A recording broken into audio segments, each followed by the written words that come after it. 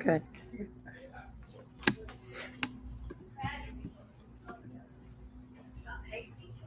We are live, so just warning. I gotta wait a minute until I can do this one to go live. There. I just wanted to show her how much you spent here. Yeah. All right here. It's definitely worth seeing. It's a sight to behold. Wow, that's wonderful. Okay. I think we're live on both right now. Yep. Are you doing it now? Yeah, we're going live right now. Okay, I think we are live on all platforms right now. We're on Red Duck Farm and we're on All Pets Considered, both Facebook and Instagram and YouTube. And so let's lean over. Let's show. You can't even see everything that's back there. We are in the warehouse at the All Pets Considered Battleground location. And when I tell you that You're going to stop answering my calls? yeah. So when I tell you that things are a little bit crazy here, I am not exaggerating, but in such a good way. So Lauren is the one who called me yesterday and said, hey, could we just do a small little water drop off at All Pets Considered and just have people drop some water off that we get to Statesville for a shelter that we knew was in need. And I said, sure, no problem. And what we did not anticipate is the goodwill in our community and how much everybody really wanted to help. But I do understand it because you feel so helpless. You really want to be able to do something constructive, and you want to be able to help those that you see on TV and on Facebook and social media that are suffering. So I can totally understand where this is coming from, and I can promise you that it is going to a very good cause. So Lauren can tell you more about the organization that we are working with to get all these donations to. The donations are going to Statesville in a staging area, and then making their way from Statesville into the places where they're needed by ASAR training. So talk about what that organization does.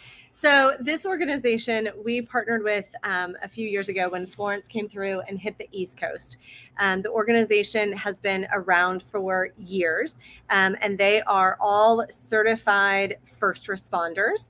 And this team that is getting deployed is focusing specifically on what they call swiftwater rescues. And so they're going into the Category 3 rapids, the category and the various places, and checking on animals. They're going to be helping evacuate animals and getting them into safe zones. And really, they are on an official mission. So they are tapped into incident control. And they are, when they go out on a mission, they are getting access via law enforcement. This is not a team that is self-deploying. These are not necessarily, they are a volunteer team, but they are not, they are volunteers that have been requested by law enforcement to participate. And they're trained. This is not like Wile E. Coyote, AKA Lauren and Allison, rolling in. We'd be there. And we'd be digging up and doing all that we could, but we are not trained first responders. Correct. I can promise you that. We would be threading it together with a needle and thread, but this situation needs some real professionals to handle it. It is a mess there. I, of course, stood up and said, absolutely, I will get involved. My family lives in Asheville. I graduated from Asheville High. I have a lot of friends that still live in Asheville. And so, of course, now I'm starting to see people's driveways and neighborhoods that are blocked by water, and people reporting that they watched their neighbor's house completely wash away, and that kind of stuff happen.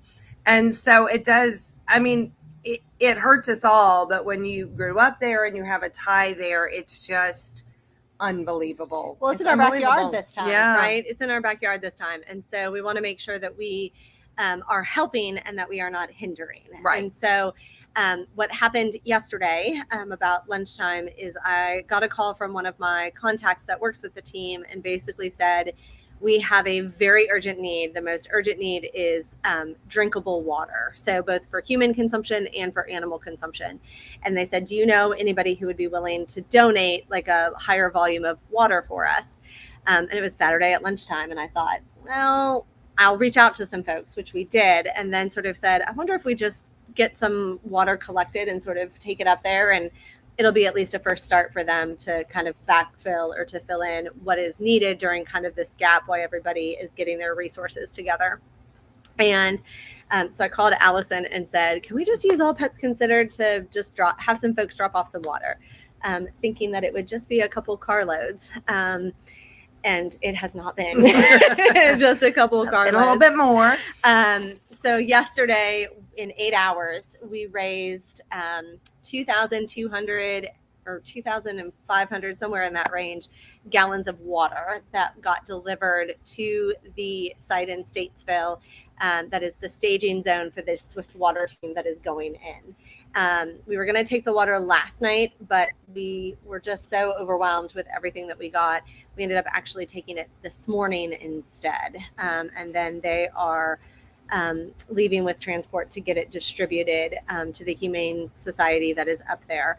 That's the first location. And then they are also taking it to other locations that have been coming into the incident control with animals. So the team that we are dealing with is specifically focused on the animal rescue piece.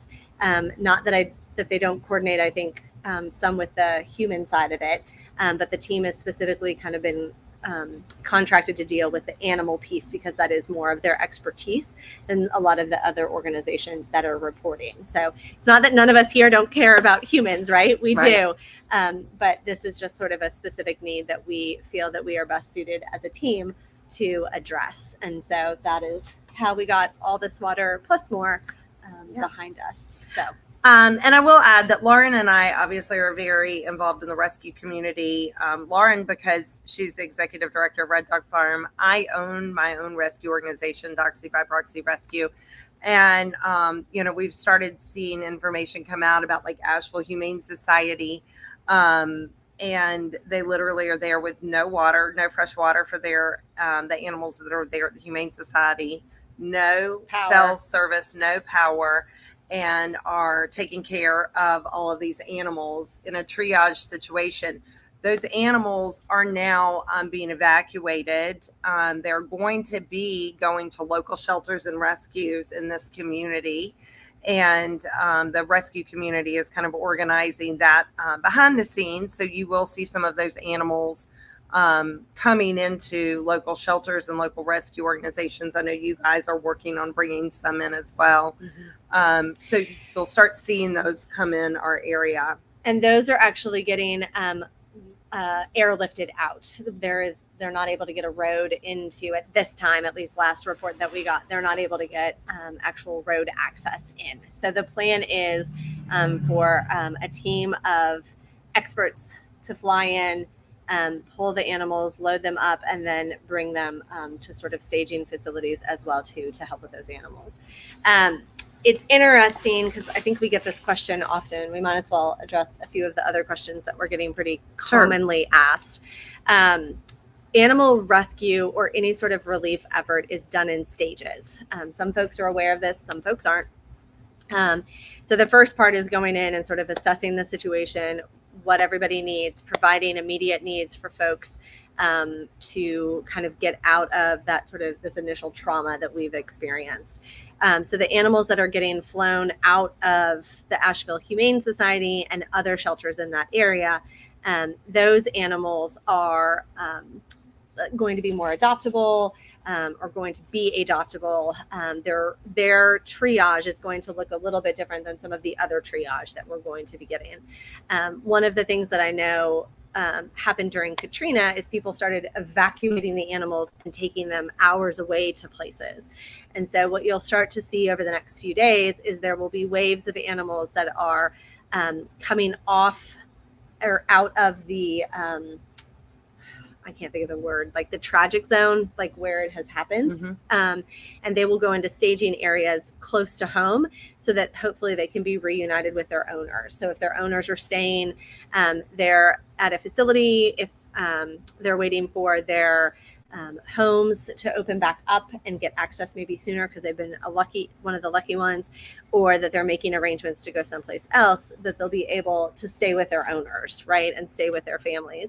And then over time, we'll start to see actual evacuees needing some place to go, whether to just kind of be held on to temporarily, whether to have some time to find their owners, whether to kind of be boarded until their family can get on their feet, or, like I said, possible reuniting, and in some cases, possibly even owner surrenders that are coming out of there because folks just don't see They don't have another a home, option. or I mean, there are Right. total houses washed away. I mean, Right. It's insane. Right. So we are coordinating some efforts with some local rescue groups, as Allison mentioned, some experts, some of the authorities, to be a spot for some of those animals. The number is going to be so many that we are not going to be able to, like, ourselves take it all on. But there are lots of different ways in which people can help those animals. Donating items sort of in the immediate needs, the middle needs, and then sort of the future needs that these animals are going to have.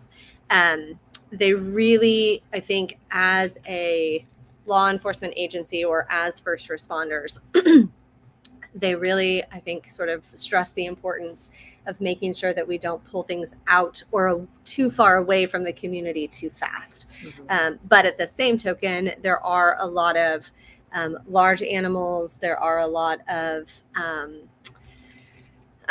farm animals that a lot of the sheltering structures in that area are not going to be able to accommodate. So we are working with a couple of other animal sanctuaries and animal rescue groups to start compiling a list that when we do get that call, that we have some place to go. So I think all of the opportunities for folks to offer, to volunteer, to foster, to want to help. If we don't have an immediate, hey, we need you to go here right now, it is not that we won't use you at some point or that we can't use you. It's just an ever fluctuating and changing situation. And it's really going to be a marathon assistance program and not a sprint. Okay, so some really quick bullet points here. If you want to give monetary donations to help animals in this endeavor, the link is at the bottom. It's scrolling past. I will also, when we end this, put the link in the comments as well, but that's where you need to send your monetary donations. I do appreciate many of you have called here wanting to make monetary donations. I will work tomorrow on trying to figure out a way for me to be able to take them in and then redirect them to that organization if that's most convenient for you guys. I can do that. Just like we do our roundup every month, I can absolutely do that, but I just need to get in here and work on that tomorrow. We need to have a chance to do the paperwork from the random phone call. Sorry, I gotta get that all. I gotta get all of that done. It's been a busy weekend. We've had a couple of events away off of property for our own store, and then of course worried about my own family. So it's just been a lot.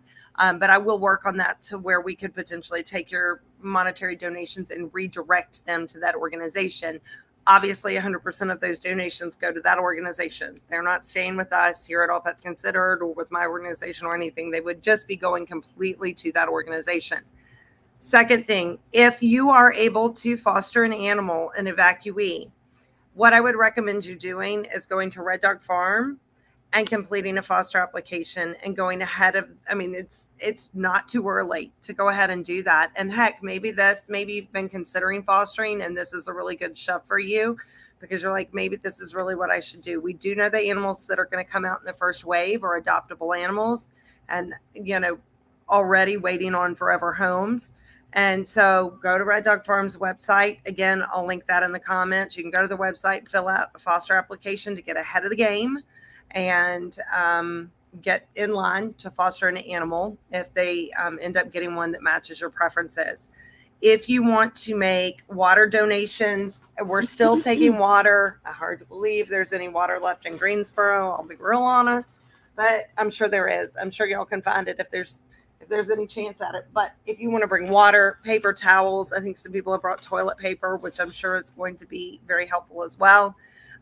Pet food, and it doesn't have to be purchased from our store. If you purchase it from our store, we will give you a discount for donating it. Unfortunately, and I am going to try again this week to get some pet food for free, but I am happy to give a donation to everybody who purchases it so that it can get added into the pile. But I've also had questions about if they didn't purchase it from me, could they still bring it? And the answer is a resounding yes. The whole point of this is to help the animals and the people who are in need in Western North Carolina. It's not to help Allison. This is really, or all pets considered, it is really about helping the people who need the help. And so whatever you have that you want to donate, please feel free to bring it, even if it wasn't purchased here. No judgment zone. We're all about helping those that need to be helped. If you want to donate for people, and yes, there are going to be great needs for people, Samaritan's Purse is where I'm going to recommend you go.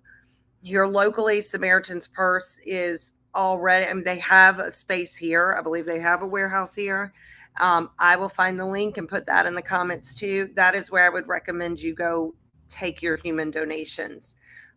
They are already boots on the ground in that area, helping animals and people. Well, not helping animals as much, but helping people. And so that's where I would just direct all people to go if they want to make donations for people. We're not set up to take donations for people, but there are people who definitely need those donations. So Samaritan's Purse is my recommendation. And I'm sure you'll see more and more information coming out of places to donate in the next, few days to coming weeks. As I mentioned earlier, this is going to be a marathon process. And so, right now we're sending all of the monetary donations to the Swift Water team so that they can do things that they need to for their first responders, that they can support the animals that they are pulling out and rescuing. And so that as the needs come through, there's a little bit of a time delay with us being able to get the donations to them. So if there's something that they needed to pay for or reimburse, that are donation supplies that they need to get, that they can. That's why we are choosing to go this route with those monetary donations right now. Mm-hmm. As we start to get evacuees in and rescue organizations start to care for some of these animals, there may be circumstances where not only like fostering or volunteering to help care for some of those animals, but there may also need to be like food donations and things like that need to go to some of the evacuees and stuff as well too. We're just not there yet. A relief effort like this or a rescue effort like this has multiple stages, and depending upon the needs that arise, how quickly we can get through each of those stages kind of depends on how long it lasts. So if you start to have questions or et cetera, we'll be happy to answer them kind of as best we can. But that's sort of where we're at. So we'll continue to accept donations here of water, pet food, paper towels, necessities like that for pets until Wednesday. So that's going to be October 2nd. And I'd ask that we cut them off in the evening. And then we're going to plan to ship all of this product. I mean, we're going to be shipping it out kind of every day. Because otherwise we don't have a warehouse back here to receive our own product in. But we will be shipping this out every day to Statesville, to that staging area, like we said. One other thing, I know people have reached out with trailers and trucks and being willing to take this product to the staging area. My request is that you contact Red Dog Farm about that, because they're triaging all of this and staging all of the transport for products, and they have a person who's heading up that committee. And so you can offer your information to them. Do not call them. Please email them, or you can contact them through social media. But phone calls are probably hardest right now. So if you'll just contact them and give them your information and tell them you're willing to volunteer if they need help. Many of you have reached out to the store location today about that same wish to volunteer, and it's a great way to volunteer and a great way to help. We will be doing that through basically Thursday morning. We'll cut off donations on Wednesday. The last truck will go out Thursday morning, and then we'll kind of turn our eyes to see where we're needed next, or what is needed next. Correct. Yeah. Hopefully we'll be into kind of the next phase, and our needs and planning will be a little bit different. So yeah. I am happy to report that my parents got power back last night, and some cell service, so we were able to hear some voices today.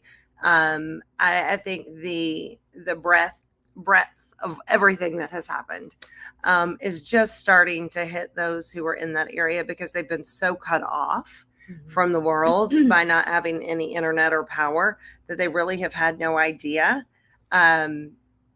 I'm sure they knew that people were worried, but they had no idea how worried people were because we all knew what was going on and they had no idea.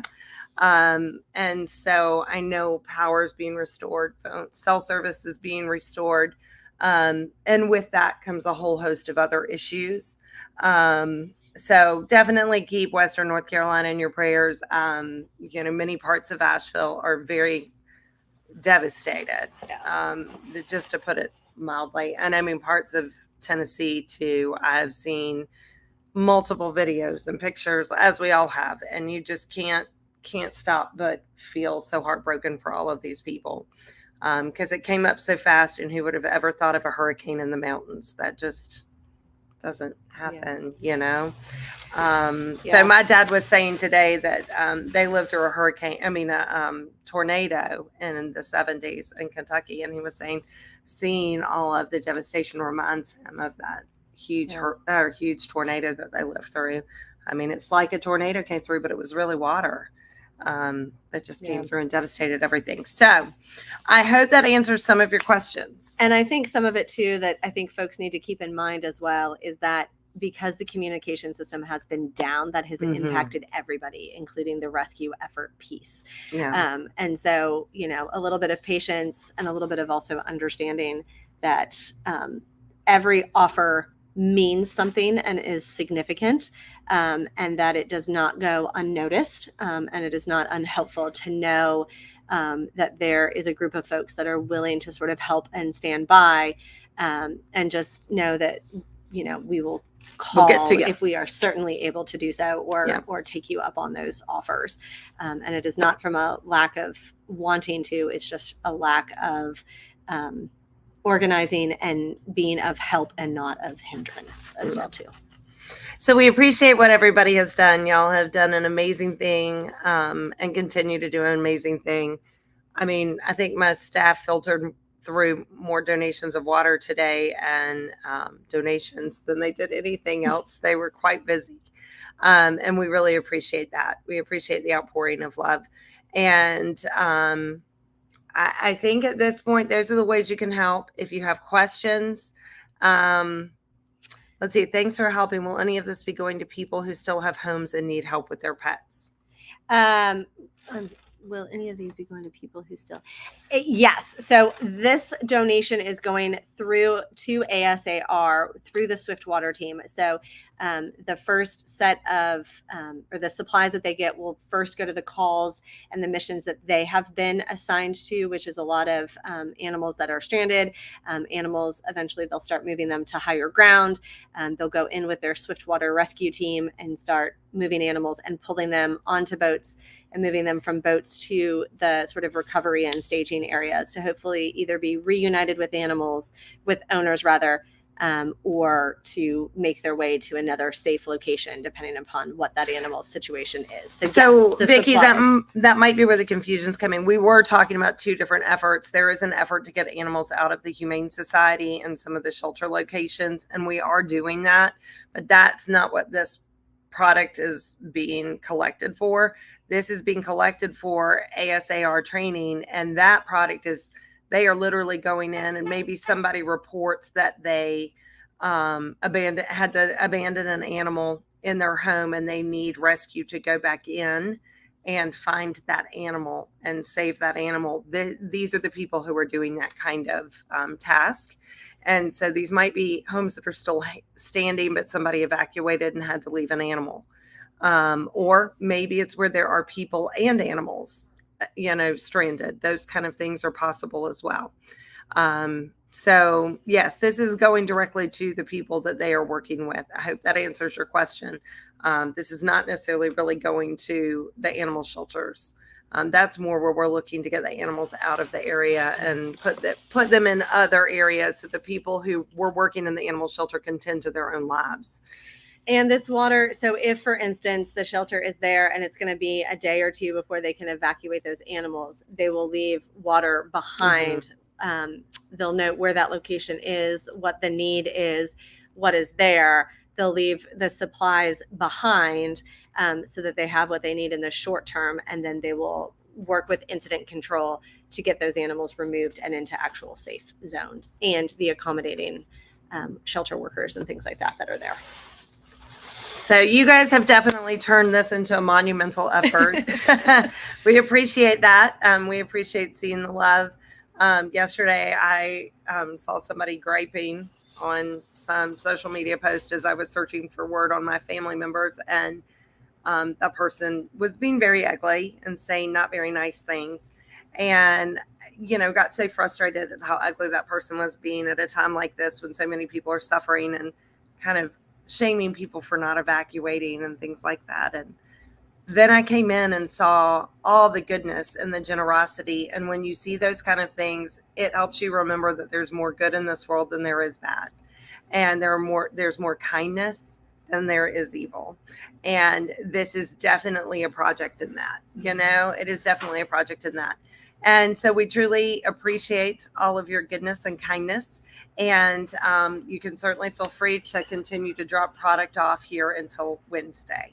And we thank all of you. If you have any more questions, feel free to drop them on this chain. We will be monitoring it. I'm happy to answer any questions. And we look forward to seeing you in the stores if you're coming into the Battleground location to drop off your donation. Thank you guys, and have a wonderful evening. Thanks.